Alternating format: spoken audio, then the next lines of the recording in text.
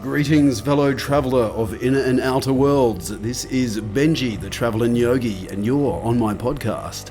I'm honoured and excited to bring these interesting speakers, authors, writers, artists, change makers, teachers, gurus, all in the one podcast for your edification. If you want to follow anything else that I have on offer, check out www.travellingyogi.guru. Hope you enjoy this episode. See you on the other side. Greetings, everybody. It's Benji here, Travellin Yogi. I'm here with a special guest today. Special guest that happened in serendipitous ways. It did indeed. Yeah, very interesting synchronicities been happening these past few, couple of weeks. Decades. Yeah, decades, if we are not blind to see them. So, this with me now today is Olof Dammegard. He's originally from Sweden. He's a very well-researched author, presenter, public speaker about, what would we say, non-conventional points of interest, topics of conversation, specifically to do with the machinations of this world in which we find ourselves, in the societies and the constructs of those societies in which we appear to be existing, and somewhat of the illusion involved in that. So thank you for coming today. No, my absolute pleasure. Yeah. And just like you mentioned, I love the way when things just unfold in a magical way. Yeah. And I very often feel that I'm just like a piece on a chessboard being played by someone, my higher self, that I'm really not aware of. But where my job is to, when I get a hinge or a nod or something like that, an intuition, just to act on it. And often I have no idea why I do, but we met in a tattoo parlor, and you passed me, and there was something, so I just said hello, which I don't do if I don't get there from someone. And I didn't know why I was doing it, and then it turned out to be that there was a reason for it. And then you and my daughter met up as well without me knowing, and touched each other, and then it turns out that you've been involved with David Icke and other people like that who have been very important in my life, and who I was in contact with in the first time mid-90s when I met him. And so my life has been devoted. Sometimes I get presented as truth seeker, code breaker and peacemaker, and I take that as a compliment. It's what I try to do, and what I try to do is expose the illusion, and expose the illusion of fear most of the time, because that whatever is controlling us, whatever you want to call them, the elite, the dark forces, Satan, you name it, it only has one weapon against us, really, and that's fear. And when you really start researching and seeing what we're up against, it is ridiculously weak, and it's pumping itself up through propaganda, false flag operations, assassinations, mind manipulation, mind control, to make it look so powerful and so big. So what I'm trying to do is just find the truth. What is reality? Is it like that?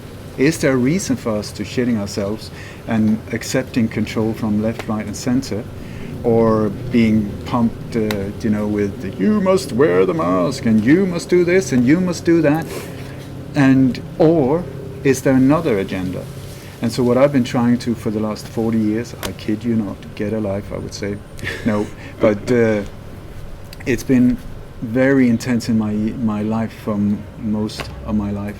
The search for what actually happened, what is actually going on here, because I am confused.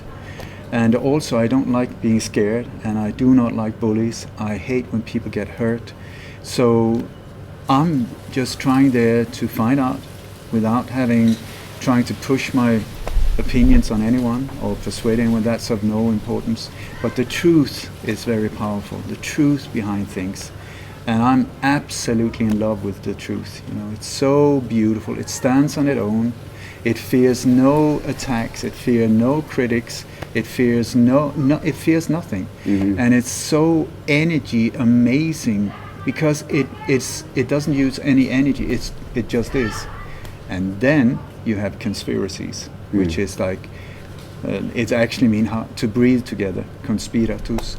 And it's like when two or more people are involved in what is called criminal activity, or either the planning or carrying out of criminal activity. It happens all the time, so there's nothing mysterious about it. It happens all the time in families, in societies, you name it, it's happening all the time.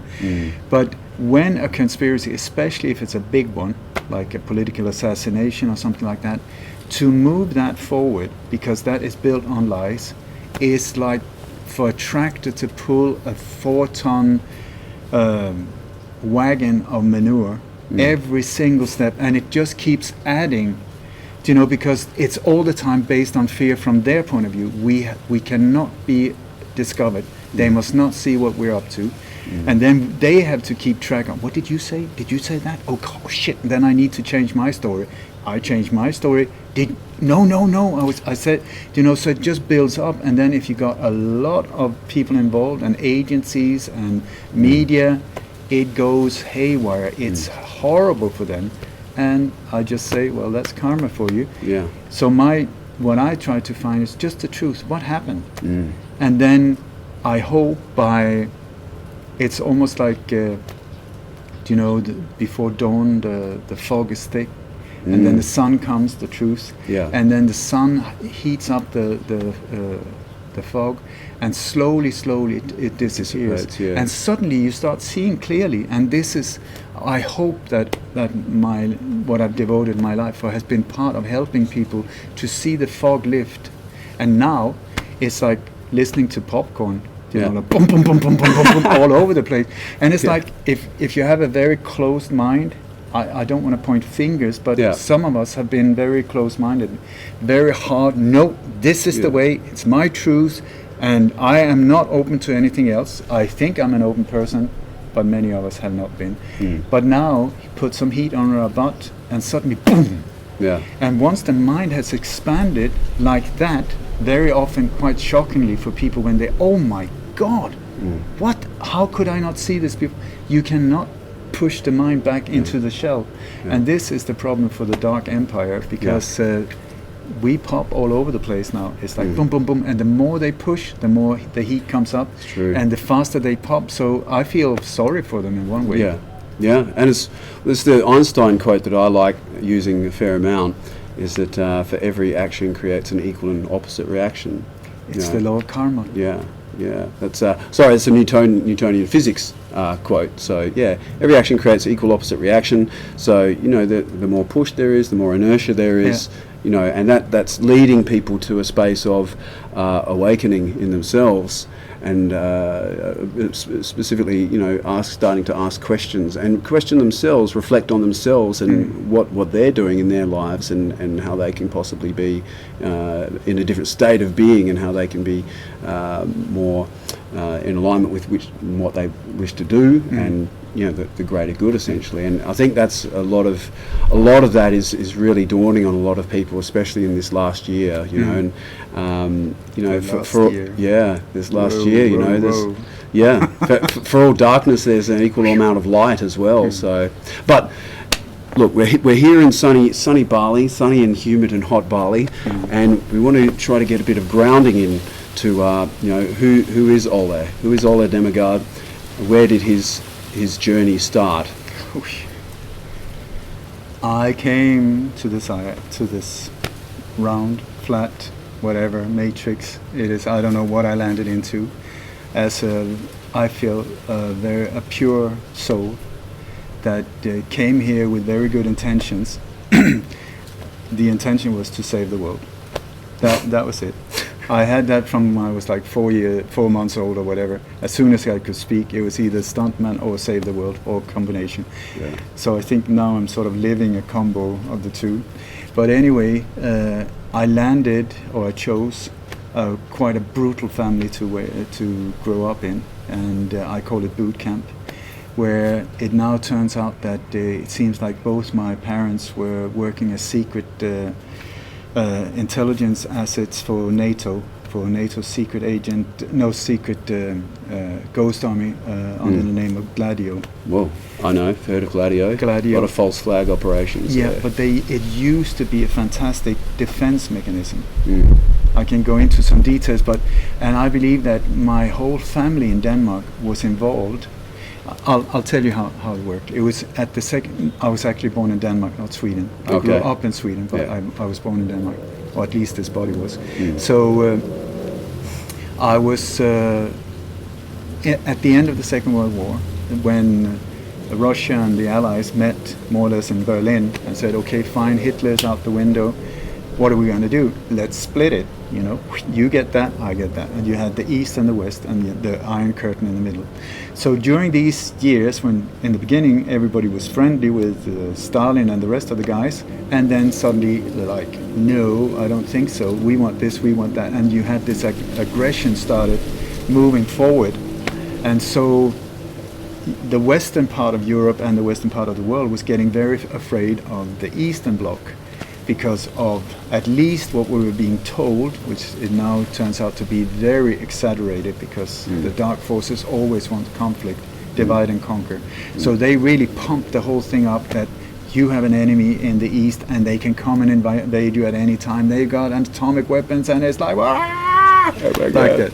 So after the Second World War, a lot of things moved forward in a very negative way. You had the OSS became the CIA with the help of German. Is it okay that I ran on a bit? Okay. No. At the end of the Second World War, there was a lot of German, very, very skilled people in many different areas of military operations, intelligence agencies, rocket scientists, you name it, biowarfare. And the Allies wanted them for themselves. Instead of chopping the head of them, and instead of letting the Russians get them, they exported them from Germany into the US and South America through the so-called rat lines, or the Vatican. The Vatican's rat line, where they were smuggled out. Then they came to the West, they were given new identities, and they were part of creating the mayhem we see now, which is NASA. You have Werner von Braun and his buddies, that started that whole thing. All of it happened right after the Second World War. You had the OSS that turned into the CIA, which became an agency. So the OSS was, just for it was the Office of Strategic Operations, strategic services. I can't really remember it now, but it was it's like a secret. It was the CIA, but it was now the CIA suddenly bloomed out, and that was through the help of people like Reinhard Gehlen, who was later also part of building up the Gladio network that we're coming to, which is every NATO country has that. And so you also had at the very same time the CDC, which is the Center for Disease Control, was created with the help of some German Nazi scientists, bioweapon. And CDC is the one that is behind every single virus scare that has appeared in the Western world in modern times. They have the patents, so it doesn't matter if it's the swine flu. What's this? Patents? There's patents on viruses. This is the Zika virus. You remember it came like the patent is from 1947. Go figure. Who owns it? That's interesting. The CDC. Who gives out the numbers? The CDC. Who comes with the statistics? The CDC. Who is a rotating door into the vaccine industry, created by many of the big bio giants. Affiliates of the CDC. So affiliates of the CDC. They're the same. It's the same. But the CDC are okay. Bill Gates says they're the gold standard. Wow. Right? In that case, if Bill, what can I say? I must be full of it. So dear super psychopath Bill, what can you say? Charming guy, and his wife, husband. Anyway, so just in case we lighten up here with the message of light, hope, peace, and love and harmony. So, but we have to go down for all darkness. There is always some light, and vice versa. So, but it's like with psychological operations or evil. Wherever evil appears, it will present itself in a very nice shape, a nice form, in a, to get close to you. Otherwise, it wouldn't be able to. If it showed its ugly face, we would say bugger off.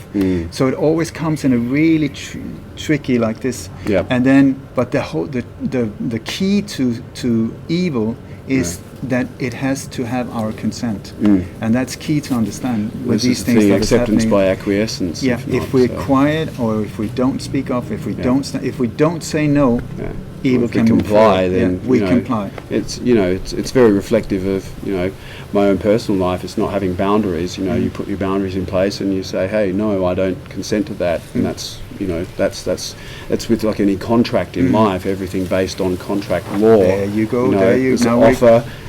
Consideration, acceptance, and if we don't say, we don't like this fine print, then, we've signed ourselves away. And you don't have to be violent or aggressive to say no. It's like, thank you so much, but no thank you. No, thank you. No contract. Thank you, no thank you. Yeah. And it so does. Tell me about, so you're talking about with OSS and... So the OSS, with the help of these German, it was 1,600 people that was traveling, not few, because all of them were highly, highly intelligent, super people. So they moved in key positions in these agencies or institutions, federal, I don't think so, And also you have the World Military Games that was created at the very same time. That was also very central in what was going to go down with the Wuhan Corona epidemic. All of these agencies, side by side, have been working their way through from the Second World War, and then it has just escalated, but undercover. We have not understood, many of us have not seen what the hell is going on. And it's through the 60s when they moved in, and where they started, with the whole sex, drugs and rock and roll, where you will see the counterculture revolution. Yeah, the CIA is major behind it, and with the whole release of LSD and all kinds of drugs and stuff, where they infiltrated as a means of debasing society and so demoralizing. So they have been hitting us from many different ways, the same forces, and then infiltrated media, infiltrated film industry, infiltrated the different areas that could affect us in a controlling way from their point of view. So they've moved into, it's like been a secret warfare going on, while we've been busy looking that way, or playing with our belly button, or eating pizza or whatever. They have moved into position. And now the world is suddenly starting to see, whoa. That's true. What happened? There's Yuri Bezmenov, the KGB defector, and he talks about the cultural program that of demoralizing a nation, and saying it takes 3 generations at the most to do it. And it's at the most it can be done a lot faster. If you have a lot of traumatic events, it will move faster. So that's why how they go nation by nation and knock them out in different ways. And sometimes it's through traumatic enforcement. So they have different ways of hitting countries, like financial hitmen as well. Also working hand in hand with the World Bank and the International Monetary Fund. These two organizations. I mean, if you like organized crime, look at them. Holy crap! And they look really nice on the surface. My God! But some countries are hit like that. Through loans and totally destroying the country through the financial point of view, or you have warfare, or you have deception, or you have alleged terror attacks and alleged mass shootings as a part of the psychological overtake, built on problem, reaction, solution, to get the population into asking for protection. So, well, the Hegelian dialectic. That's the one. That is key. And Mr. Ike speaks of it very often. Create the problem, everyone gets the reaction, and then we have the solution. Oh, here's the solution we prepared earlier. Because we created the problem. And I will be forever grateful to Mr. David Icke. I thought his name was Icke the first time I met him. So did I. No, but it was in the mid-90s. A friend of mine invited him to to Stockholm. I'd never heard of the guy, never ever. I don't think hardly anyone had. And she had booked this place in central Stockholm with I think there's 400, 500, 600 seats, you know. And it was like, that was a handful, and she felt awful getting him there. There were no people, so she called me and said, please just come fill a chair. And so I was kind and went there and sat there. Okay, dear Mr. Icke, what are you going to talk about? Ballet, history, archaeology. Holy Moses.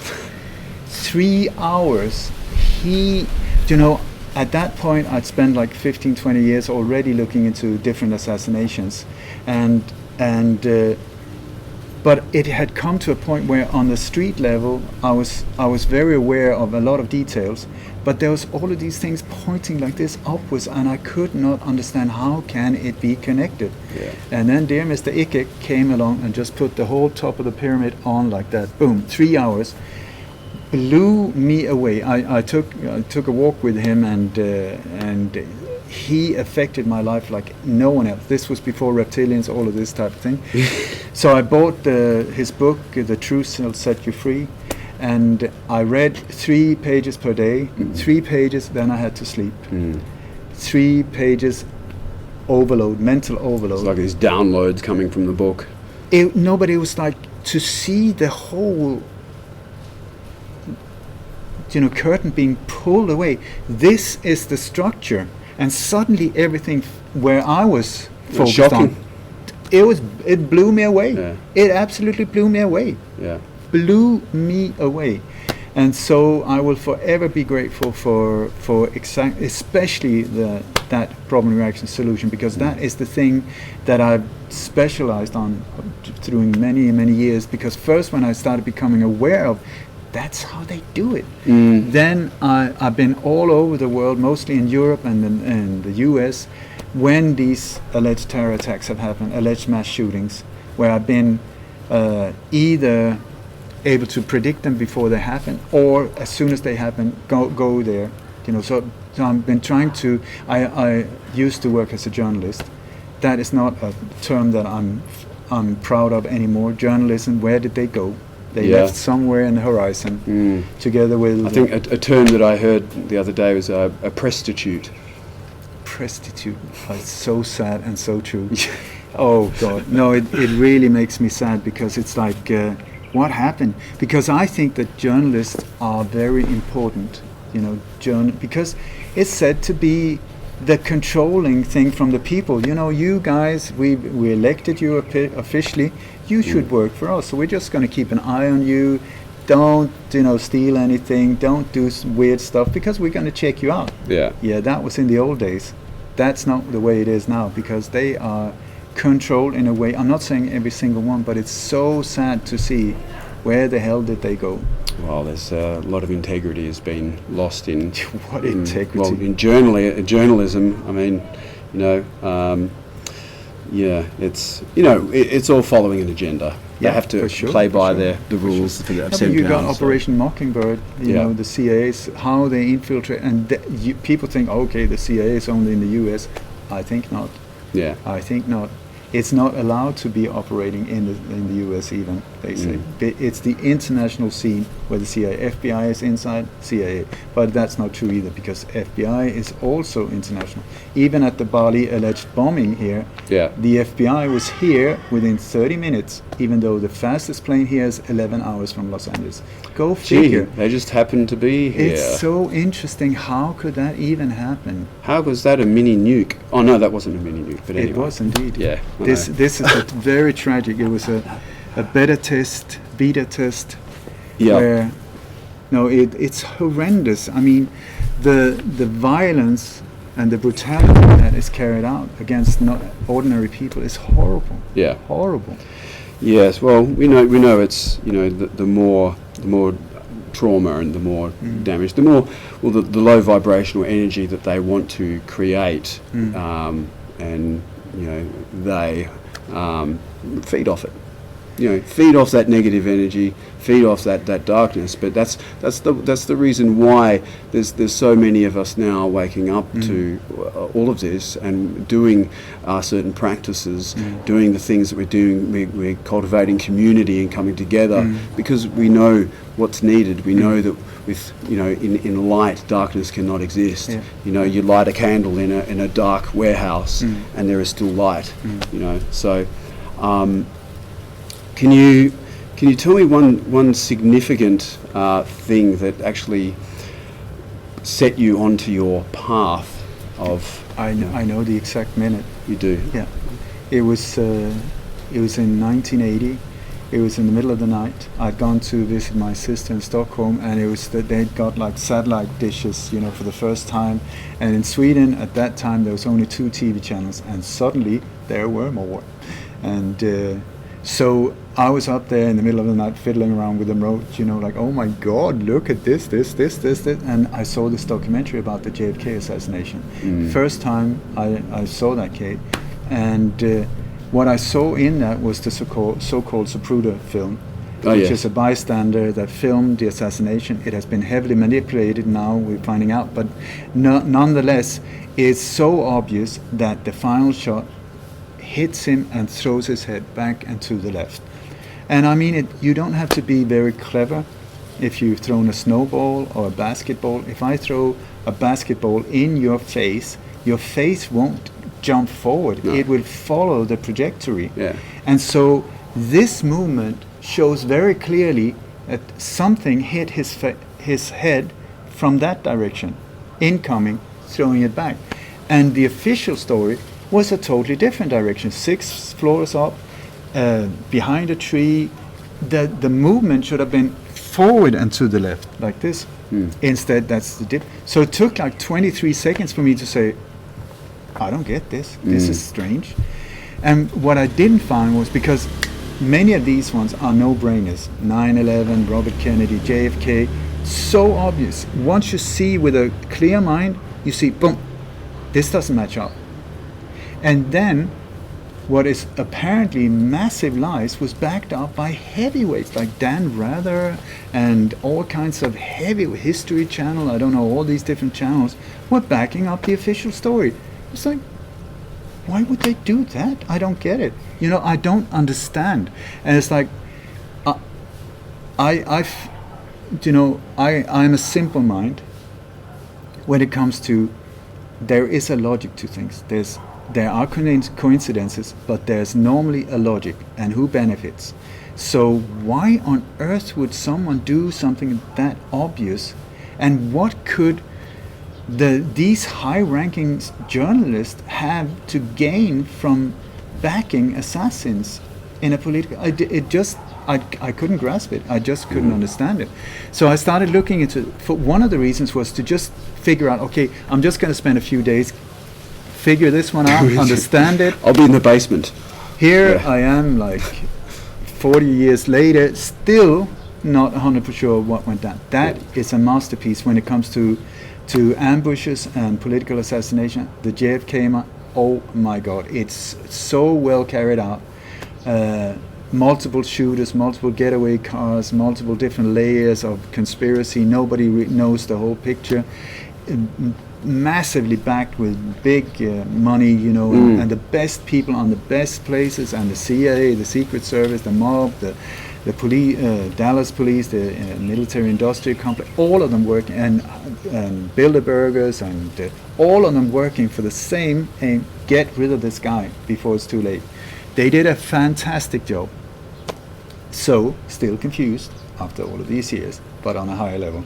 But anyway, that I thought, I'm just going to understand it so that I understand why would they back this story? Why would these journalists? And it just took me down a rabbit hole where I got more and more confused, because it's like, the way I see it, 1 + 1 = 2. Well, they're trying to tell you different. They will tell you 1 + 1 = 34, but the good thing is that why would they do that, and who is trying to make you believe it?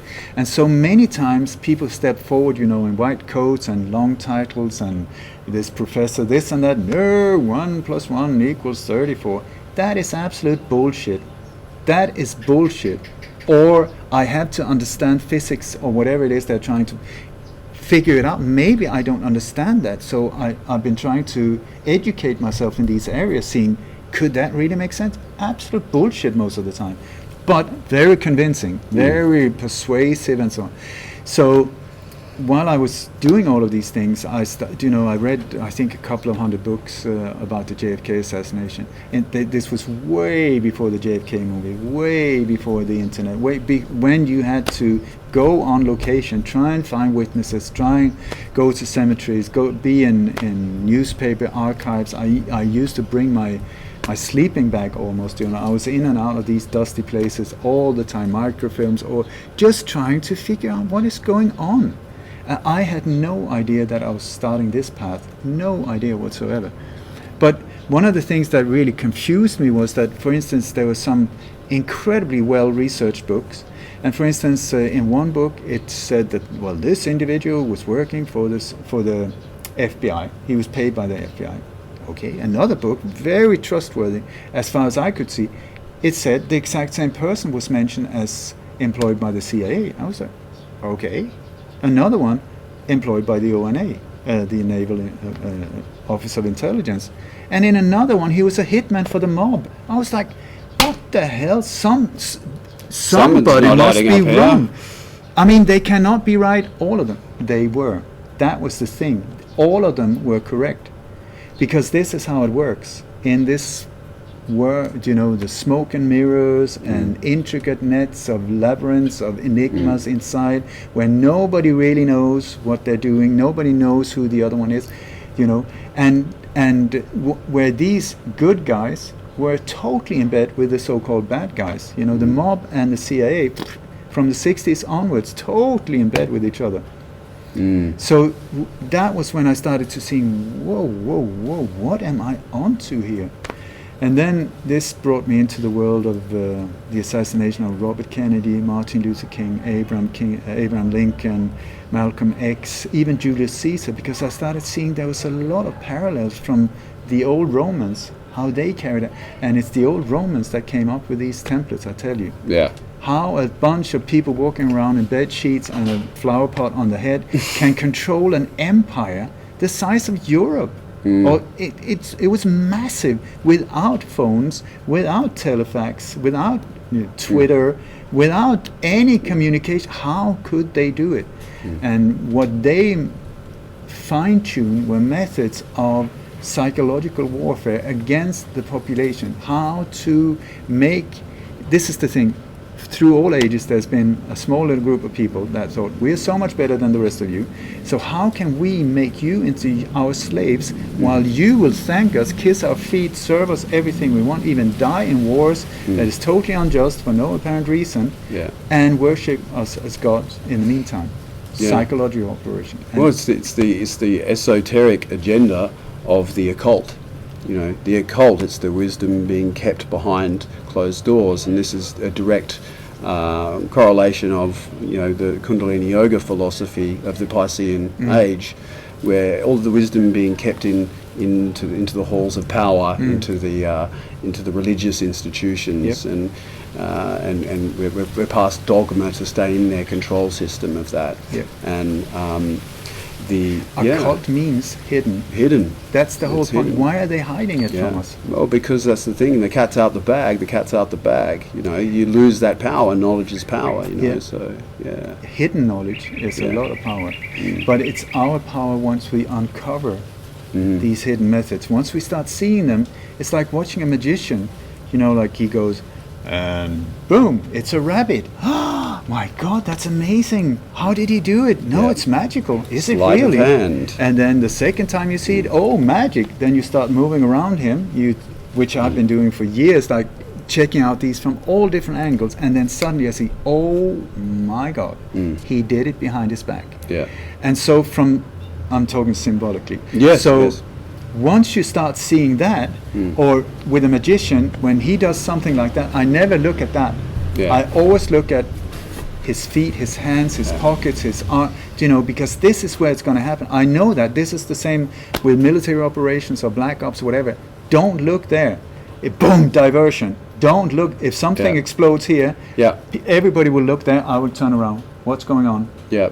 Because the diversion will always be away at a point in the exact opposite direction. Look away, so that is where most probably it was actually happened. Yeah. So it's, and you know, when I've been touring, I've been to like 15 countries touring.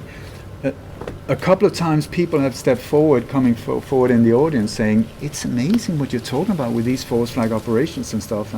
And he said, it describes my job. Yeah. And so I've asked, what is your job? One said, I'm an illusionist, and the other one said, I'm a magician. Yeah. Because that is exactly, This is spooky. I'll get to my little story in a sec. Keep on going. No, because what they say is, what you're describing is exactly how I divert the attention of the audience away from where the actual action is. And also, I make them think that they select a card. It has already been selected. It's the same with when you look at do you vote or do you not vote, you know. The thing is, there's all of these different parties. Which one do you want to choose? The thing is, they're all connected to me. It's already been selected, you know. They're all already been selected, so whatever you choose... the illusion of choice. It's the illusion of choice. Yeah. And you come from Australia, and my friend Max Egan is down there, and somebody asked him once, do you vote? And he said, no, I do not support organised crime. Yeah. I thought that was brilliant. I thought that was so spot on brilliant. Yeah.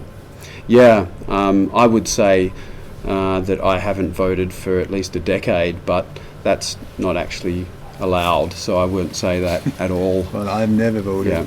Yeah. Allowed or not, I've never voted. Yeah. Because I do not support organised crime. Yeah. Very simple. Simple, you know, and I mean, it's a futile exercise, really, and then we have, you know.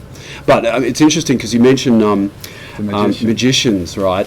And I had a very, very interesting few years. I was actually touring internationally with a stage show called The Illusionists, right? Wow. Right. And this is when I was coming to my bit of awakening. You know, I was having a Dammegard moment of like, JFK wasn't shot like that. What the hell? You know, it's like I put my tin foil on now. You know, but I was just starting to ask all these questions, and I just, you know, what's going on with the world? Why is this? Why didn't this 9/11 thing? Something didn't really feel quite right when I was watching this show called Rove Live. It was just a really trivial, like, entertainment show, distraction show, sort of funny, I guess. And you know, that was a time when I was drinking and I was smoking and I was taking drugs quite a bit. And even in that state of consciousness that I was in, I was like, that is not legit. Something is wrong with that.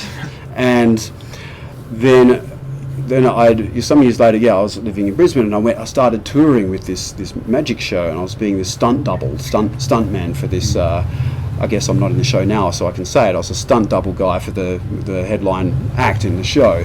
So he would like sort of be on the stage 1 minute and wouldn't be, and then I'd be there, kind of thing. I'd be riding this bike, and you know, and it was all done with levers and ropes and cables, and the way the lighting was done, and I got a very intimate, you know, view of how the stage was set, you know. And as Ernest Hemingway said, you know, life is but a stage, you know, and Shakespeare said the same. Yeah. So, and what I got to see in that show was it was very metaphoric. The whole thing was very metaphoric. Just seeing these audiences with their jaws dropped. You know, wow, how did that person guess that he wrote that name on the card and held it up? How did that person, me, disappear hanging on a roof from a motorbike and get blown up and then appear from the back of the auditorium? It's like, oh my God, how did that happen? Well, there's two bikes, you numbnuts. There's two bikes and there's two of us and we're dressed the same. Okay. There's things like twins as well in some of these shows. Yeah. No, he's there. No, he's there. Yeah. Well, and it was so interesting to see how it all played out, and especially that current time in my life, because I was starting to really question things and having a, for want of a better term, spiritual awakening, and that took me to Peru and you know, shamanic plant medicines. But that's another conversation we can have. They all go hand in hand. So, but so tell me. You know, what do you feel? Sorry, there's some dogs here at the property. They love to be noisy. Shush! I sense their mama coming home. That's it. So that her? yeah, that's her now. You can cut this out. Yeah, we're just going to wait a moment. So yeah, we're here in Karabakan in Bali. This is during the whole pandemic-y kind of thing happening. And Hello. it's all right. Come on in. It's only live. Don't worry. Yeah. Mommy's home. So I managed to find myself here right in the middle of a whole psychological program of the Australian government and the media in tow, saying you can't leave, you have to stay put, you have to do this, you have to do that, and very grateful that I got to actually come here and experience, the freedom and the beauty of this land, and meeting people like Mr. Dammegard here. So Can I tell you about 9/11? Yeah, tell me about 9/11. Here we go. Okay, so my daughter was 4 years old. You met my daughter, she's 16 now. She was 4 years old. Just a kid, open mind. We tried to homeschool her and make her free spirit, which I think that you already felt that Absolutely. there's something about her, that because we are not trying to control her or suppress whatever is her, more guide her on her path. And so she was 4 years old, and one day I was sitting working or looking at 9/11 videos with the towers going down like this. And so when you look at the whole thing, what we're being told is like the same material as a Coca-Cola bottle, an airplane, 2 engines, 6 tons titanium, but otherwise than that, it's an aluminum or aluminium, and it's filled. So you take an empty a can like that, fill it with jet fuel, turn it on fire, put it on fire, and then smash it against a concrete wall with armored steel and everything. If it gets dustified, then the official story is credible. If not, you have to question it. Okay, so when it goes down in free fall speed, what the hell is that? Anyway, so my daughter came in, I was watching these things, seeing how they just vaporized into dust. They were actually dustified, these buildings. And so my dad and my daughter came and said, "What are you watching, Dad?" So I told her the official story. She looked at me and her exact words were, "Dad, I'm a child, I'm not stupid, why are you lying to me?" And then she went off playing. That's how an open mind that has not been messed up yet or manipulated into believing or into the deception of what this is reality, that's how a normal mind would say, it's a joke, what the hell, how did they do that? 2 planes, oh come on, give me a cold beer, that's a joke, let's go on to the next one. It is an absolute no-brainer, the plane theory. That is, and also it was so many more than just 2 towers, the whole setup, total inside job. I can go into great detail what actually happened that day. They used everything they had in all types of multiple different weaponry and advanced weaponry as well to get these towers down, because they could not fail. Can you imagine?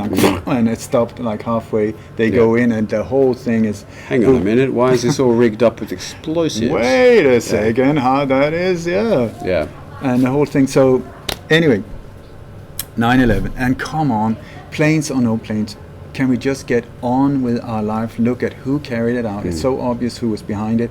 What are they up to today? Instead of 20 years later still arguing about, was it planes, was it not, was it... It was, whatever it was, find out who was behind it. I mean, the pilots that are said to have done it, 9 of them were still alive 5 years later as commercial pilots. I mean, they didn't even get that right, so it's the whole thing. Anyway, I think earlier when we were talking, I said, that evil is arrogant. Evil is arrogant. Evil is also very clunky and stuffs up, because they're so arrogant that they believe that they're going to succeed. But my last name has become a verb. #Dammegard or #Dammegarding is to predict upcoming force or terror attacks before they even happen and try to stop them. And I'm up to some more than 60 now, if I'm being correct. Anyway, how did I come to this position of being able to do that? Please. It was thanks to an insider. In the fall of 2014, I was contacted by this person, I still do not know who it was, who said that I've been following you for a while, you're doing great, but you miss out on the hidden clues. I was like, what do you mean hidden clues? He said they hide hidden clues in the forensic evidence.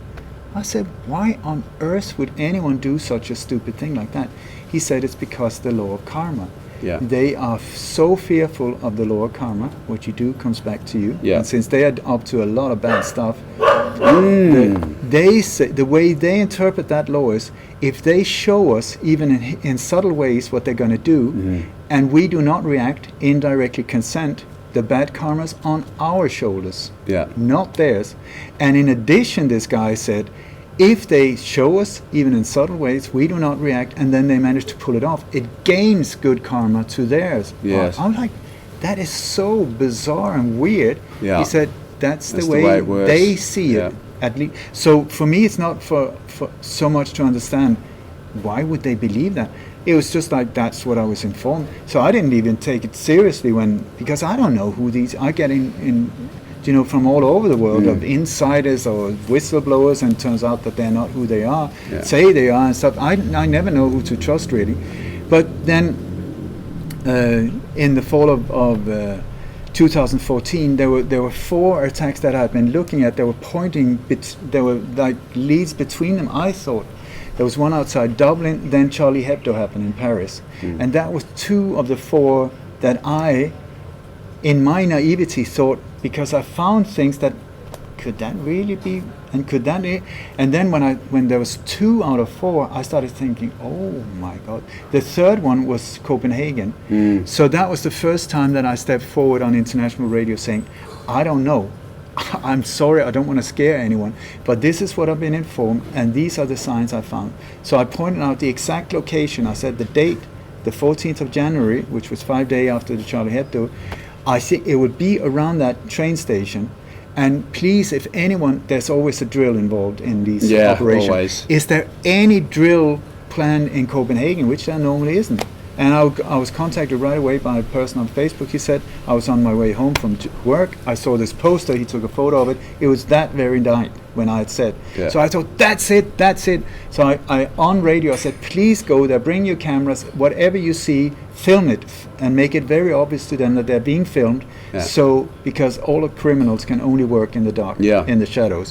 So if you put the spotlight, that's why my website is Light on Conspiracy. Aim the spotlight into the belly of the beast. So anyway, people went there, nothing happened. I look like an absolute idiot, not a problem, not the first time. So at least I did what I could, and nothing happened, nobody got hurt. And then 1 month later, on the exact date, on the 14th of February, on the exact time, the exact location, boom, Bang. There was a mass shooting in Copenhagen. So that was the first time I felt, I am onto something here, thanks to this insider. It was not because I was super intelligent or had a crystal ball. He offered me the modus operandi. Yeah. He said, look, because I didn't see it at all. I had no. So the next Well, you one, didn't know what to really look for. Not at all. Not at all. I owe it all to him, whoever he was. Yeah. And so the next one was Florence, Italy. So I went out big time and had people in Florence, and the whole thing failed. It was in the news. ISIS attack failed in Florence, Italy. So I thought that's 2 out of 4, and all 4 were in this section. So from then on, as soon as something happens, people are looking at the crime site. Oh my God, the victims, I'm looking for the clues. Like they're looking there, I'm looking where? What so doesn't add up here? No, it's most of the time in one photo where it's pumped with information. Yeah. It's like a Da Vinci Code type of book. Yeah. And it can be all types of clues leading like that, street signs in the background, a bus passing in the background with a message on it. It can be like a T-shirt print. It can be all kinds. Sometimes it's even like a series of clues pointing like this. For instance, like at the Nice attack that I predicted. I predicted in Nice. In Nice, in France. In France, okay, yeah. The clues. It's okay. The Bataclan attack in Paris pointed towards the Brussels airport attack. We have to understand it's NATO operations. It's NATO state-sponsored terror attack. Yeah. Forget about the Muslim terrorists. I should be a world expert in Muslim terrorists. Allahu Akbar, blah, blah, blah. I don't know anyone because I never find them. What I do bump into, because I go on location, are agencies like the CIA. Mossad is very, very strong in this as well. And then a tour, like a traveling theater group almost, that are carrying out the same operations, because I predicted... Pulling the strings from backstage. Not only that, Yeah. but the same operatives on location. Yeah. It's like if Pink Floyd goes on tour in Toronto and Melbourne and London and Frankfurt and Stockholm, the show would look more or less the same. It would consist of the same people, correct? Yeah. It's the same here, because what they found over the years is that they need to control all parameters. They have especially a problem with mothers of dead victims. Women that lose a child, you do not mess with. They become fearless lionesses. Yeah. They will never back down. They will breathe down your neck until they find out.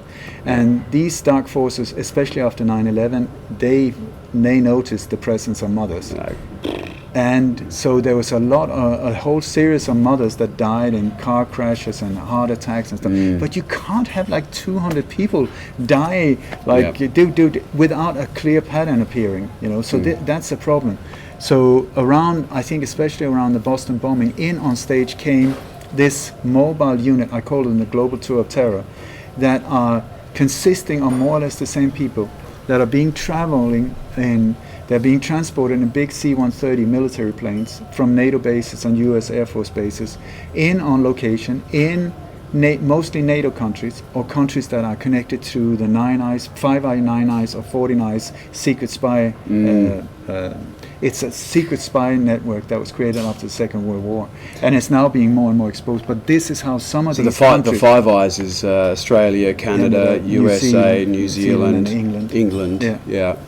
And then 14 Eyes is like including Sweden, that is officially neutral. But these countries where you think, boom, boom, boom, oh, it's totally random. It is not. It is not.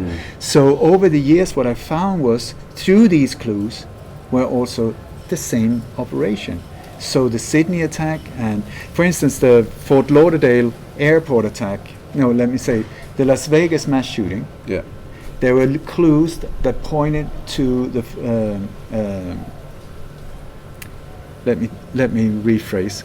The Fort Lauderdale airport attack had clues that pointed to Melbourne car attack. Melbourne car attack. So if you have a terror attack in Australia, I can guarantee you it will happen in Sydney or Melbourne. These are the two places. It will most probably happen in Melbourne, around Flinders Station, train station. Yeah. It's the same. Melbourne's a hotbed of like Masonic, satanic. It's even stuff. the same quarters. It's the same police officers. It's the same. The same. They have very limited. Their imagination is. The not whole exactly, thing is. It's a marketing campaign where the product that is being spread is fear.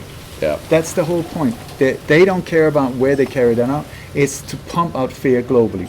So they always hit these very strategic positions of either a location that have a national value or touristic value, so that as many people can emotionally get, oh my God, I passed the Eiffel Tower in 2005. It could have been me. Do you know, like you have these connections. Very personalized. Very much so. And then in Melbourne, there was the clues led to the Westminster Bridge attack in London, the Westminster Bridge attack, and so it goes like this: the Bataclan to the Brussels, and so I identified this group, and more identified the people in it: crisis actors, marketing agents. You got catering services. You got controllers, bodyguards. You got directors. You got experts on explosives, pyrotechnics. You got film crew. The whole. And they are moved from location to location. They often land on military bases where there's nothing is registered. They come in. But these planes are pretty big. It's C-130s. Yeah, they're big, yeah. So they can carry anything, including vehicles as well. Bunch of tanks and, No, tanks, they don't need that, because we're talking propaganda. The power of a machine, well, if they wanted a to, typewriter, it's a lot bigger than a machine gun nowadays, because you can, through media, through news, you can hit millions of people. One bullet can affect millions of people. One bomb, alleged bomb. So anyway, and so with these crisis actors as well that are good at lying, looking dead, or they've got amputee actors as well, that have lost limbs in car accidents or were born like that. So it's a niche acting market. Yeah, it's there. It's very. You even they've got websites where you can rent a crowd. Actually, just on a side note, at the start of the whole COVID, I call it the phenomenon. I don't even like using the word anymore. Just the phenomenon. And I remember I was still registered on this couple of casting websites for actors and for extras and things like that. And this is only in March in 2020 last year. And I received this through, and it was just when COVID was dropping and stuff, and they were looking for actors to play patients. They were looking, honestly, I tell no lie, I've still got the screenshots of it in my phone. Please send it to me. And the dates as well there, and they were looking for actors to play, like a young mum getting an injection, and going to the doctor because of of COVID and stuff like that. So knowing the process coming from working in performing in screen and film television, it takes time for a casting brief to be assembled by a client, then who sends it to a casting agency. The casting agency debriefs, and then they put it out to to the casting process. So that takes weeks. So that was already in play. It is. Which it was obvious to me that was already in play. No tinfoil hat stuff here. That's just the nature of the biz, how it works. And I tell you, when we had to leave Sweden pretty urgently, the year 2000, I was digging too deep into the assassination of the Swedish Prime Minister Olof Palme. I spent 12 years there with a small group of people that were so devoted, and 2 of them died under mysterious circumstances. I had a visit as well. I wasn't home that day, but they went through my whole thing and made it very clear that they had been there. Shit scary, I tell you. At that point, no one knew me. I was Mr. Nobody in the street, and that's when it's dangerous. When there's no spotlight on you, that's when you can so easily hit and run, or suddenly you decide to take a midnight bath, fully dressed in your bathtub, found dead, drowned. These type of things, very easy when you're anonymous. Anyway, so we left, and we left to Spain, and had to start from absolute scratch. No money, no job, no nothing. And so one of the jobs that I was desperately trying to get was as an extra. There was a film company, Swedish film company called Palme Pictures on Mallorca, and they did a lot of commercials and stuff for Northern Europe, meaning this type of look was good to have. And in Spain, so I was on it because I was desperate. I had a family to feed. And I was desperate to become really a good asset for them.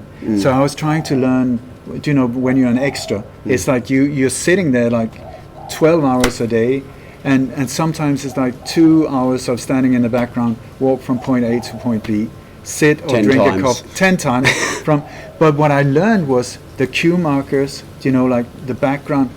It's always background action first, and then you have an action close to the camera, because they need continuity in the filming, so that when they cut it through, you can't have a person in the background sitting at that table, and then they cut to them, they cut back, and suddenly the person is sitting over there, or walking, and it jumps like that. So this is the thing.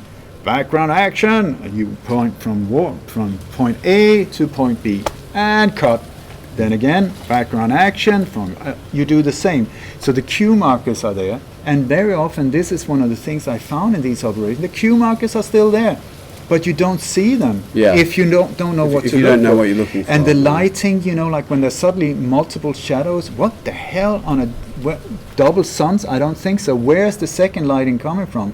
We're looking film sets, and the whole setup So without knowing it, when I was working as an extra, because I was so desperate of feeding my family, I tried to learn as much as possible, and this has been so valuable for me. Once I started seeing, whoa, this is not real.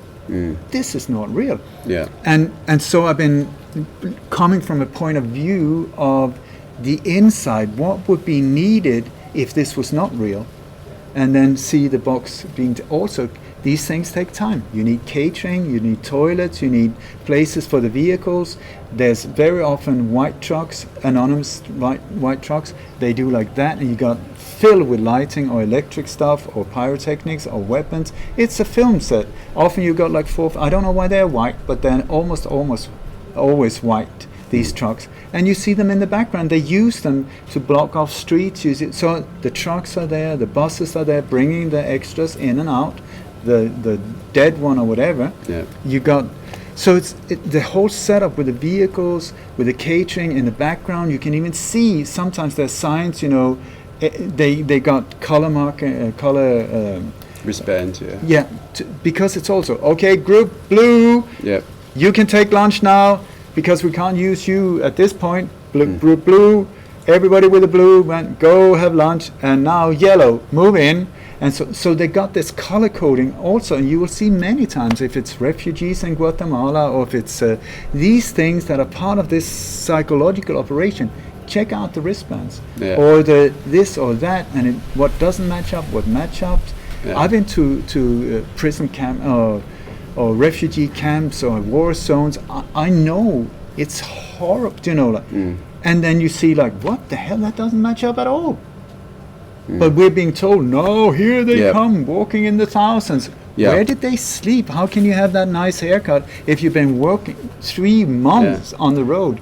Why is your little baby daughter wearing these brand new Nike shoes and that brand new top and in the migrant caravan heading up there you through, go. That's a brand new diaper she's got on. Where did that come from? No, they've been coming all. No, you will see very often in the background, you will see the buses are lined up. Where they've been driven, and then it's background action and action. We're standing here. Look at the masses, they're moving forward. Incredible. Pick out one of the, like if there's like a red jacket or something like that, identify that person so you recognize it. Then you see, we're here at the border in Ecuador. There's thousands of refugees. You will see the exact same guy in the red jacket. Wow, fast mover. You were like 700 kilometers away earlier in the day. And like many times when you have like an alleged terror attack or mass shooting, you will have media helicopters circling around, and you will see they're trying to save the victims. And 40 minutes later, it's still live footage. They're still trying to save the patient. I'm like, very dedicated. Very dedicated. And then I love it. I love these. I mean, some of these operations are so bad. They're so bad. So, for instance, you got the Westminster Bridge attack, which was, they said that there was this car that killed all of these people, and they were being saved, and you see people are being carried on stretchers and stuff like that. And there was one guy, if you look at from above, just pick one, and you will see, like, for instance, a firefighter. He's running up to the fire wagon. He's opening one of these doors on the vehicle, slamming it, running back, turning around, coming back, opening the door, putting something in, slamming the door. It's like he's been instructed. Okay, this is what you do from point A to background extra. Run and run and run and run and run and run. You'd pick one. There's one guy in a wheelchair. I love the guy. Westminster Bridge. It's a long bridge. So there's this guy, ambulance driver, who's put this victim in the wheelchair. Follow him. They take him all the way across the bridge, pass all the ambulances, all of that, turn around, go all the way back, turn around, go all. The Boston bombing, the guy, do you remember the guy who was with the leg that has been blown up, a piece of bone sticking out? Horrible. A Mexican guy running with a Texas cowboy hat and an American flag, symbolic. He's running around with that. Follow that guy. You will see it when you got the aerial footage. He even loses his leg. It drops off, so this piece of bone falls off, so they had to stop, put it back on, strap it back on, and then they start running around in and out. Sandy Hook. I mean, it's over and over. Yeah, the power of the media is quite phenomenal. Of the mass mind control and the influence of it only really. The power of the influence of it really hit home for me when I was in Brazil, and that was in 2013 when I was touring there with the Illusion show, and that was when they were building the stadium for the FIFA Soccer World Cup, and there was also a lot of the young people, a lot of the people were protesting. A lot of students in the streets protesting from university, and because a lot of families were getting thrown out of the favelas, the slums. They've generationally lived there for a long time because of the inequality of that society. Every time there's something like that. Well, it's the same. It's almost like ethnic just cleansing. Get out. Yeah, it's just, and. I can see where the government's coming from. We want to put on a good image. We don't have poverty in our country, where it's like, yeah, okay. But the thing was, and people were protesting. They weren't rioting and blowing up cars and burning down, buildings and whatnot. I mean, a couple of very sporadic things happened, but the way that the media was portraying it was that everyone had gone crazy because public transport costs had gone up like $1 or something, not even that, a few cents, and they were just like, people are going crazy, all these people are really unruly. But the thing is that they weren't protesting about that, they weren't rioting about that. They were protesting about their families being thrown out of the favelas, and they were also protesting about corruption, major corruption in Brazilian government before Bolsonaro came in, right? And there was also the sexual abuse in the Catholic Church that they were protesting about. Wow. So it was a three-pronged thing that they were all, and the Pope was coming to Brazil in a couple of months before that, and people were protesting because, obviously they'd been fed up with the corruption, the sexual abuse, what the Catholic Church has represented.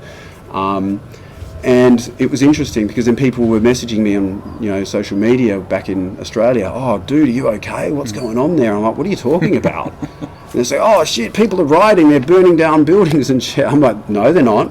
I'm actually speaking directly to the stage hands and technicians that are that are locals, and they're just like, oh, amigo, you want to come with us to a march in the protest? And I'm like, yeah, I'll do it. I'll do it, but couldn't do it. But so the influence that it had, and when I was speaking to people back in Australia and other countries, they're like, oh my God, I hope you're safe, man. And it's like, what are you talking about, man? I was just like hanging out in the park and people are having fun, playing volleyball, Do you know, I was in Iran during the middle of the war, Iran-Iraq, and one day, sorry about that, I was walking. I mean, there were bombings going on. The planes came in. The Iraqi planes came over Tehran, bombing during the nights. I mean, it was a very, very tense and scary situation. But one day I was walking down the street. It was a Wednesday. It was very calm, and then I saw there was some commotion going on, very limited, and there was this film crew. A guy with a camera, 2 cameras, I believe, a reporter, and then like 8 or 9 teenagers. And they were given an American flag. The film crew put it on fire, and then it was standing this close to the lens, doing like the Mark Bar America, which means death to the US. And then the film crew had got what they want. They paid them. The guys were like, yay, cool. And they went home. Nothing happened. But in media, that I never saw it, but I guarantee you, this is the madness that is going on in Iran right now. Yeah. The deception is massive, massive. Yeah. And nowadays with video effects and green screen technology and all kinds of bizarre stuff, you cannot trust, you cannot be sure that the exact same thing that you're talking about. Several times we've been called from people in Sweden, since we lived in Spain for more than 20 years, where they said, are you okay? Are you okay? And we're like, what? There's been an earthquake. Where? Right where you live. What? It just happened a few hours ago. Really? Nothing. Another time, are you okay? Are you okay? What? There's a massive fire. Where? Right where you are. Yeah. My kitchen, my toast burning. No. Yeah. But this is also this deception, you know, like if you have the Ebola or whatever, and they say, oh no, but it's always over there. It's not happening in your neighborhood. No. So it's like, it's happening in North Korea. Yeah. I mean, how many of us have like a really good friend in North Korea? Are you okay? Are there lots of dead bodies outside your window piling up or whatever? And then if you call, what I've done on several shows is that when these things have exploded with different viruses, they love the viruses, by the way, as a false flag operation, because no political agenda, no language barrier, works everywhere. You know, it's an incredible psychological weapon. Anyway, so for instance, I think it was in Angola, where the big Ebola, I think it was in Ebola, very often it's an area that are very rich in minerals, oils, diamonds, something like that. So the military comes in and clears the area. Why is it not like doctors? No, the military. You will always see, like in the old days, Bush Senior was in the background. Anyway, so there's this epidemic going on right there. Oh my God. So we called, you know, we just found random numbers in the phone book. Hello, Mr. Umbalumba, you know, excuse me, but could you please describe this horrible situation that's going on now? And I did that on live radio, and he was like, I'm sorry, sir, but I do not. This is not a very good African Angolian to me. Yeah. Anyway, so I don't know what you're talking about. And I said the Ebola epidemic. It's right. The epicenter is in your city. Yeah. No, it's in Colombia. What? It's in Colombia. No, so we called Colombia. Random number, dear Mr. Whatever. Hola, senor. Have you got Mr. Rodriguez? Yes. Have you got this? No. It's over there. It's all the time over there. Yeah. And one time when I was in my days of research in newspaper archives, what I found was, because I was going through thousands of newspapers, and one of the biggest newspapers have, like, because Sweden is very long country, like 2,000 kilometers. They have one edition for the north, one for the south, and one for the middle part. You know, so I saw some of the news coming, especially from Reuters and TT, and these agencies that are owned by the Rothschilds, where they said, now this has happened in the south of Sweden. But then I found, when I checked this, it was just by coincidence that I saw this pattern, you know, because I was going through one edition for the south, and then I saw the exact same news, but from the north of Sweden. Make up your mind. You know, it's always up there. It's always over there, but it's affecting your subconscious into fear mode. It's always based on fear mode. Yeah, put us into that reptilian brain at the back here. So that we will accept more and more control. It's actually a problem reaction solution. It's actually problem reaction fascism. Yeah, it's true. That's the one. Totalitarianism. It's the same every single time. So the moral of this last part here of the story is just to make sure we have we maintain a good level of conscious awareness and discernment amongst everything that we're shown, that we are told, that we are shown, that we see. If you still watch TV news, if you still read newspapers, then probably do yourself a favour and don't do that. But just to always maintain that conscious awareness. Starting with the self first. It's always ask yourself, is it true? I mean, that's a good question. Is it true? Who benefits from you believing? It's especially when it's fear-based, when something is scaring you, when it's being told, oh my God, you should be afraid of this. Okay, that's a problem. And the reaction, what is the solution they're offering? That's the thing. What is if it is a psychological operation, they will serve you the solution. And nowadays, the wonderful thing with lots of different channels is they can't wait for you to maybe change channels. So they need to deliver problem reaction solution, like the bum, bum, bum, bum, like that. So they interview somebody, an eyewitness, oh my God, part of the operation, the journalist, part of the operation often, this type of thing. And so what did you see? Oh, it's horrible, it was horrible. There was blood, there was heads blown up, always women and children to get the emotions going. And and then wait for the solution, because very often it will be the reporter that says, well, in this horrible case, and boom. And luckily, such and such happened now. Do you know?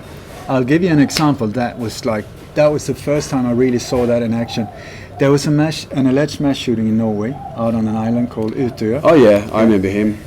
Yeah, but that's not the that is the official story. Yeah. Absolutely not true. Yeah. I've been on the island. I've been really digging into. I almost got arrested by the Delta team there. Anyway, so when the head of the secret Norwegian police was interviewed about this mass murder of first 86 people, then it turned out to be 69, and then it turned out to be 77. I don't understand how it can be. It took several weeks before they got the number right, and it ended up on 77. Interesting number. But like, how can you, like, if you got 86 dead bodies, normally they don't breathe. You know, how can you? Oh my, I'm really sorry. There was only 69 dead. We miscalculated that, and then no, sorry, 77. Make up your mind. You know. Anyway, but. We're being told that 77 people got killed that day. Horrible, horrible, horrible problem.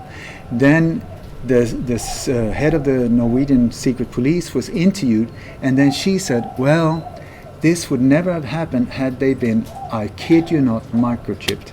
Her exact words, what on earth? Yeah. I almost fell off my chair. So microchips stop bullets? That's the thing. Yeah. It's amazing. Yeah, it's like speed cameras stop crashes. Yeah. But you see, there's no connection. But you're so open emotionally, like, oh my god, and that boom, they just hit you. Boom. Yeah. When the Charlie Hebdo alleged mass shooting happened, it had nothing to do with people flying in or out or any. It was in central Paris, where they say Palestinian brothers got fed up with some journalist drawing pictures of Muhammad like a dog, and so they decided to kill all of these people, which they did, officially. And so the reporter was saying, interviewing, and this, oh, it's awful, there was blood everywhere, the whole exact scenario. Cooper Anderson and people like that, Anderson Cooper, is perfect examples of these type of journalists. Anyway, so the journalist said, oh my God, that just shows that we need to heighten the airport security. Of course. Where did that come from? It had nothing to do, but that's how they in part of the psychological operation, boom. Yep. So what I'm trying to do is, by showing very often, very clearly, so people can see themselves. I'm not trying to persuade anyone. I'm trying to build a case like it's you being up against Mike Tyson. It is not a discussion. It is the truth in your face, if you want to see it or not.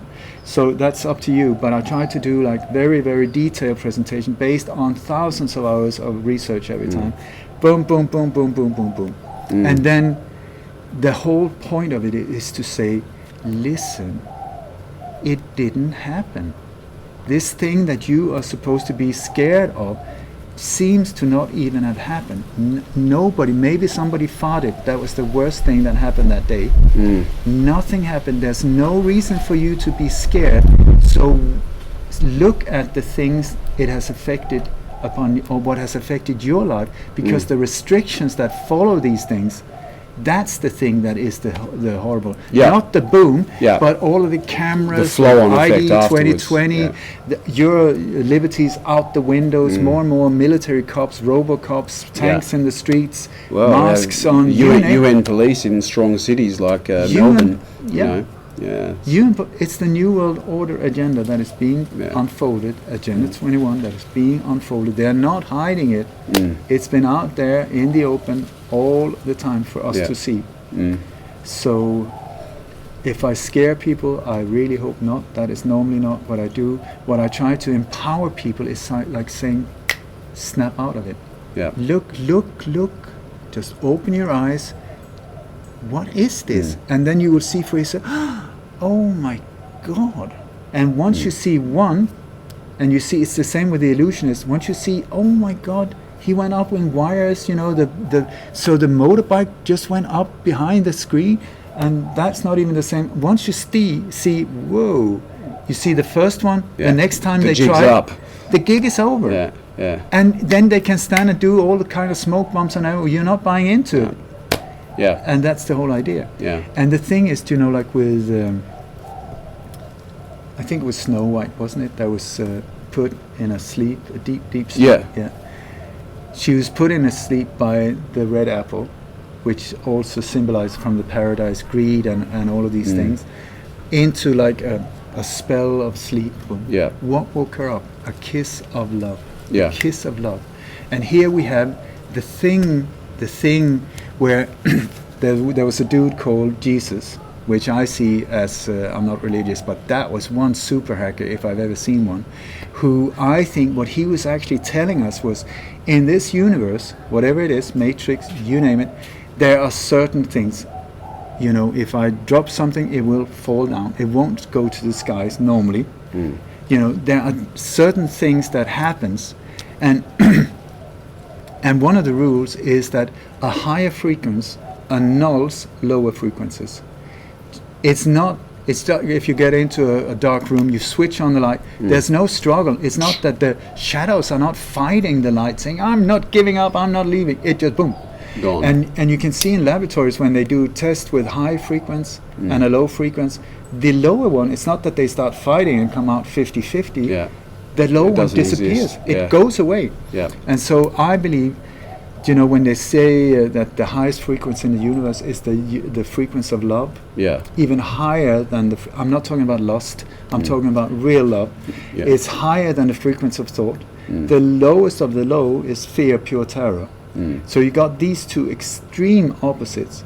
So what Jesus said, I think, was, if this is the case, why don't you make it easy for yourself? Whatever the problem is, meet it with a higher frequency. And while you're at it, meet it with the highest. Whatever the problem is, meet it with love. Boom.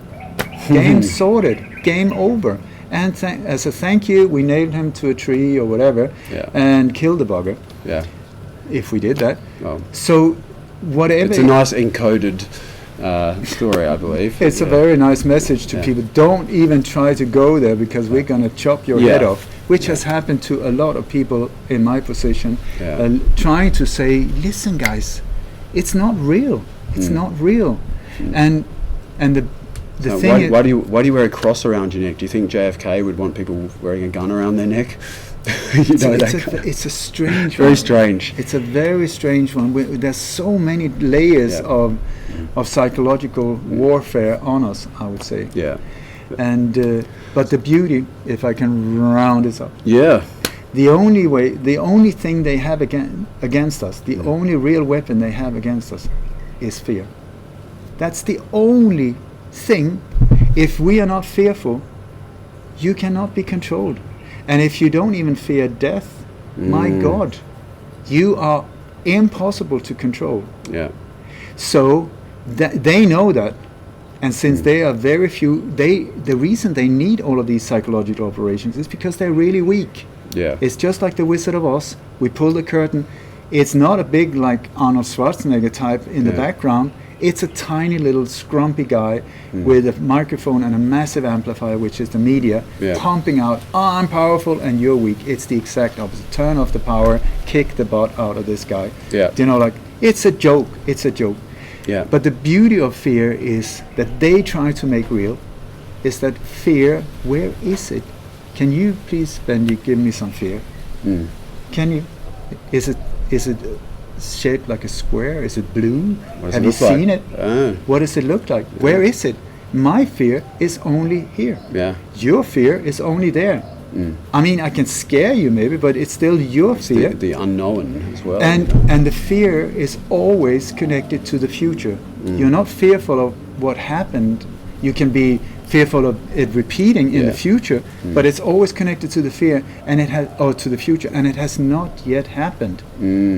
So actually, that's what all the great sages speak about. All the great yogis is being here in the now, being right here in the now. Eckhart Tolle speaks about it. You know, all of it. That's the only real time there is, here and now. Yeah, and that's where the magic is. Because if you're here and now, then And you can keep your mind here now, because the mind is, in yoga they talk about the mind being like a drunken monkey stung by bee, high on steroids, acid. If you don't control it, you are the victim of your own mind. Instead of you pull the reins, and you can, just like with a rodeo bull, can start controlling it. So the whole thing is, if you stay here now, even if they say, "Brr, we're gonna shoot you," okay, here and now. Okay, cool. The thing is, if somebody puts a gun to your head, you can freeze and become totally fearful. Who knows? Maybe it's made of licorice. Maybe it's not loaded. In that case, maybe it's malfunctioning. Until it actually fires and the bullet enters your brain. In one way, you have nothing to fear in that exact point, because maybe he gets second thoughts. So no, I kind of like you. I'm not going to shoot you. But the whole terror thing, it's an illusion. The threat of it. The threat is the, And our whole system is made to fear these type of things. Yeah. But the more you let go of it, also your life becomes so much happier. The more you manage to let go of fear, because you expand in so many other areas. And I would say that fear is a beautiful gift, because it identifies a door. That door, if you manage to face your own fear in the shape of that, the only one that can do it is you. I'm the only one that can deal with my fear. But behind that door is a beautiful, beautiful, new, fantastic reality of freedom in an area where you have been controlled up until now. Unfortunately, most of us have a lot of doors that we have to go through along the way. But it shows you. So the fear is magical. And it's horrible to be in fear, but it's still helping us. We can transmute the power of fear into something that's actually very positive and that's going to benefit us. Totally. And it's with the yogis. I mean, do they look fearful? I don't think so. Oh, not at all. I mean, Sadhguru and these guys, they're so joyful. They look totally stoned and calm in the here and now. Yeah. Because they know, and if then suddenly they say, well, you are going to die now, and boom, you die. Well, it seems like many people say it's still an illusion, and it's just. So I say, find ways of letting go of fear. Some people, music, animals, take a walk. Meditation. People don't like the word meditation. Okay, brain maximization, whatever, call it whatever you want. Find ways of controlling it, because when it controls you, not a fun life. Then the more you can let it become your friend and say, please calm down. I'm not going to get rid of you, but calm down. I don't need you to freak me out. I am okay. I'm a grown up now. I can cross the street without you having to scare the shit out of me, and so on. So calm down, be my friend, and then move forward and become aware of, am I being played here? Because on a higher level, it's all an illusion anyway. Yeah. So don't make it too real, because then you buy, and you always buy into the fear of it when it becomes reality. So keep a distance to it and see it unfold. See that the magic of life, a butterfly, something. Us meeting, how the hell did it happen? It's unbelievable. Yeah. It's magical. So once we get out of that fear loop and that fear vibration, that's when things start to really open up and expand. Exactly. And we start to have these connections with people, connections with ourselves that we never had before. So, that's. And one way, I tell you, to get out of fear is gratitude. Gratitude to you. It's not only to say it, I'm really grateful for my left foot, I'm really grateful for spaghetti bolognese. No, it's to feel it, to breathe it in, because what you do is you higher your frequency, and the higher you are, the more difficult it is for them to get to you. Yeah. So the next time they say, if you don't do this, I am gonna, what are you gonna do? I'm gonna, what? Tell me, I'm what curious. you're going to do. I'm gonna torture you. That doesn't sound pleasant. Anything else? I'm gonna, but the more you can let go of fear, the more you will be balanced in these situations as well. And I tell you, the chances of you not getting hurt when you're fearless is so much bigger than you getting hurt when you are fearful. When you're fearful, you make stupid decisions, you make really bad, you go violent, you go aggressive, you do, but if you, and this is, if I can ramble on a little more. No, yeah, just I was laughing, going, really? I haven't experienced any of that in my life recently. Neither have I. Yeah. No, but there's been a few beautiful situations that was very scary. But I've learned through my yogi teacher, Nelanie and among others, these bearded guys that have been sitting in caves for 1,000 years or something like that. They didn't sit there and just play with their belly button. They were sort of focusing on, how does this one work? What is going on? Anyway, so one of the things is like, since I've been a one-man band, which is very scary sometimes, because when you get yourself into these operations, I've been trying to get straight into them, and just because it says boom one day, it's still active for several months afterwards, because they don't want people to become too nosy and look too close at these things and actually see what happened. Yeah. So when I go there straight after it happened, I know that they're there and that the whole thing it's like a minefield. Yeah. Booby trap, so you have to step very closely. Not pleasant. But anyway, I've been approached a couple of times of people in uniform very aggressively with weapons and stuff, and I've got absolute nothing. They've got muscles like this, I have not. They have got the power, they've got the uniforms, they've got the vehicles, I've got nothing. Well, they think they have the power. There you go. Yeah. So a couple of times I've managed to deal with it the way I think is the correct way. And so when I take one situation, for instance, there was this guy who came like a SWAT team uniform, screaming at me, and he saw me as the enemy. I can't blame him. I'm sure he's been informed, this dude, terminate. Yeah. That's the problem. We don't know each other. Yeah. I don't. Anyway, so he approached me screaming very violently. So what I did was I turned down the volume, because I didn't want my mind to get distracted.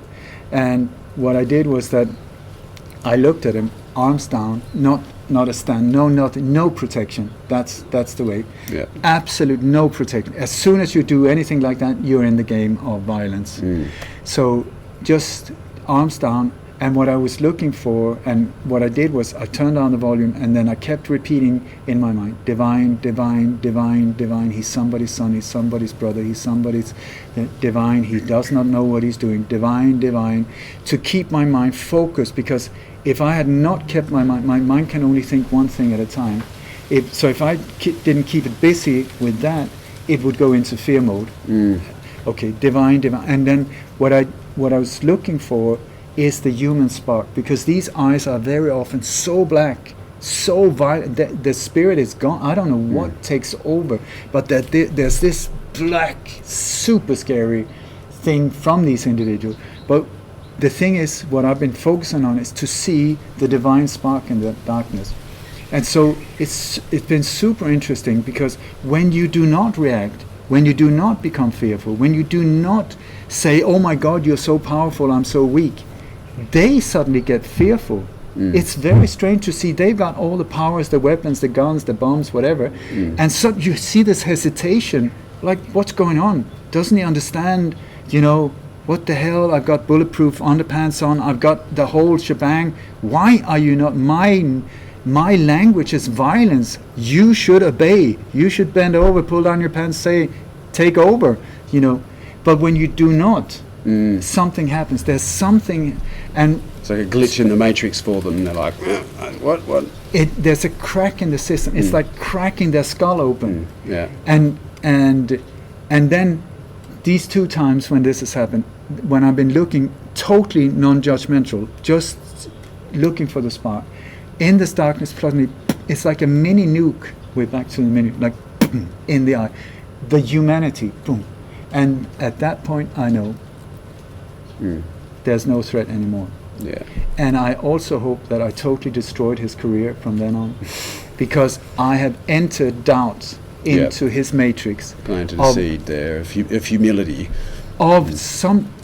I know that situation messed up his mindset of violence and brutality.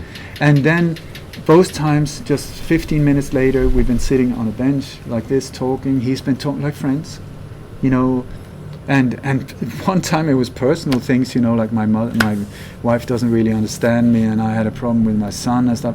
This guy tried to beat my head in 15 minutes earlier. What happened? And then both of them gave me their private business card saying, if you ever need anything, or if you need to be driven anywhere, here's my private number.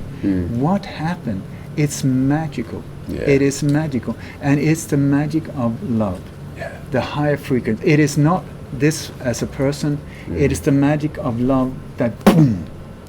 But you have to let go of fear. Had I been fearful or let doubt in, doubt is the biggest traitor of all.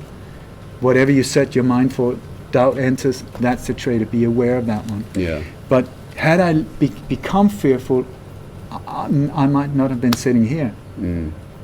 Or had I been, anything like try to protect myself or defend myself, they would have been so much stronger. So I call it the Jesus factor, because I've read from the Second World War where somebody steps up and somebody is going to be executed, and somebody says, no, take me instead. And they say, okay, fine. They kick that guy out of the way, take you down on your knees, and then click. What the hell? Click. And then they aim at that ground, boom, and then click. Jesus factor. Because this person was not in fear. It was in that. The native Indians had that the same as well. Where they just surrendered good medicine and just surrendered their soul into that. And they were untouchables. And then they let fear in, that they died. So in closing, the importance, there's so much importance in maintaining our vibe high, keeping it high, doing whatever practices that are going to help that, and so that fear doesn't creep in, and that doubt upon, and doubt will come in if we don't know who we are, if we are disconnected with ourselves, disconnected from so, and the way that we connect to there and to ourselves is through love, gratitude. It's the exact opposite of what they're trying to push on us. Yeah. They are trying to do the exact opposite, and we are at this point in a world that is totally upside down, where what things we're being told is good for us is actually bad for us, and what is told to be bad for us is actually good for us. It's black and white, that they swapped it around like this, and it's almost like when your eyes see something, the light comes in, you got a lens, and the lens makes the light go upside down on your inverts it on your what's that in English, your retina. Yeah. So your mind has said that's not very convenient to have it upside down, so your mind has said, okay, I will do like this and turn it upside down. So what we see is actually upside down. What our brain has told us, no, this is the way it should be. It's the right way up. So at this point, it's almost like we have to say to the brain, no, please show me reality. I want to see it the way it actually is, not upside down, but the actual reality. And the same with, I love it. It's our subjective interpretation of the reality that we're seeing. It's filters upon filters upon filters, and it's all a joke. Yeah. Racism, when you see how light works, that the light reflects on surfaces everything except what they are, meaning a super black dude he's white as a ghost actually, but he's reflecting all the colors he's not, meaning I am a lot blacker than Muhammad Ali. And it's sort of like, I love it. It's a cosmic joke. Come on, guys. Yeah. Everything's upside down, topsy-turvy world. Yeah. But the key in all of it is to stay centered, to stay in touch with ourselves, to stay in touch with Source, God, whatever you wish to call it, higher power. Say no. Say no. There's nothing wrong to say no, and in this time it's needed. Say no to madness. And I would very much like to finish with a prayer. Yeah. It goes like this. Okay. May the entire universe be filled with peace and joy, love and light. May everyone, and especially the ones who hurt us, be filled with peace and joy, love and light. May the light of truth overcome all darkness. So victory to that light. Indirectly, we need to thank these absolute assholes and super psychopaths like Gates and all kinds of monsters like Henry Kissinger's, and I mean there's so many of them. Soros. Without them, Yeah. we would never have met. They are the gurus. They are the actual gurus. It's They're like- the darkness to light. They're their darkness and the agendas that these people and the ones behind us and the maybe ones that can't be referred to as people, perhaps not even human, are showing us the duality in which we live and showing us the ways in which not to be. Exactly. Do you know, I had a major problem with my dad growing up. He was a former military, very dominant, and when I was about 30 or something like that, I felt I have learned nothing from him. And then I found out I have learned a lot about how not to be. He showed me the exact way. So I'm very grateful for him showing me how not to be. You know, and it's the same with these. It's that you go to the gym, you need weights to build up muscles. If there's no friction, if there's no thing, the muscle will say, I will stay like yogurt as long as you do. So you need this whole thing, and it's the same in this spiritual reality. We need to build our spiritual muscles through absolute assholes like them. I'm not justifying what they're doing. In this reality, I am putting my life on the line. You need a point of reference to launch from. That's the point. I don't. It's like I've interviewed and I met people from the other side of the so-called elite and so on, and I've asked them, how do you see someone like me? And they say, we see you as the enemy. You are evil in my eyes. You're the threat. You are a threat. You are threatening our existence. And the way they said was like, one of them said, we see you as a high-ranking officer in the enemy army. Nothing personal. We just want to delete you. So it's like, in my world, they're the problem. In their problem, in their world, I'm the problem. It's yin yang. And so I just hope that duality will stop to exist soon, and that we come back to harmony and balance the way it was always intended, the way it was intended, and the way it is intended. So before the apple. Thank you. Thank you. Thank you, Ola. I really appreciate you coming on to what is the first foray into... And for sure not the last one. I feel honored to be the first one. Thank you. No, I really appreciate it. And I would like to end with a tradition that I'm just starting now. Please do. And that's having a hug. Yay, David. Thank you. Thank you. All right. Thanks for watching, everyone. We'll be back again with another episode.